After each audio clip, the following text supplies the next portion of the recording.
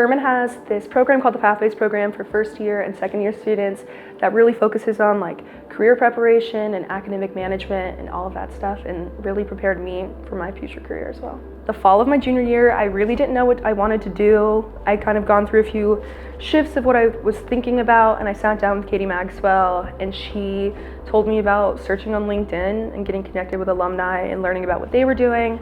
Grayson came to me when she was searching for a summer internship, and so we worked together first on updating her resume, and then I worked with her on identifying the different types of internships she might be interested in, and I really focused with her as well on making sure to leverage those Furman connections, and so we used LinkedIn to do that. Being from a small school like Furman, alumni here really want you to grow, and they want to stay involved, and they're also engaged with the school and the students and the growth the campus has.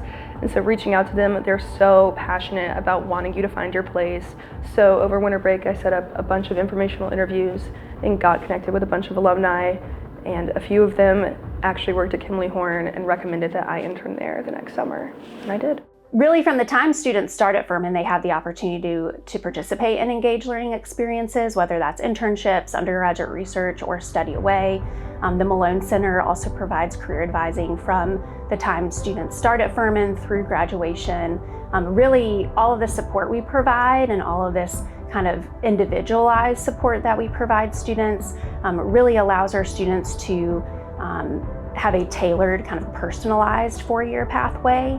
And we really see that in our placement rate of 98% post-graduation, which really, is a testament to the Furman advantage. Through leadership opportunities I've had at Furman and other internships, I was confident in my capability to kind of communicate what I wanted and what I really wanted out of my internship. And so having meaningful conversations with my supervisor and my team lead, we kind of agreed that this was a great place for me to come back after graduation, and then eventually my job offer came.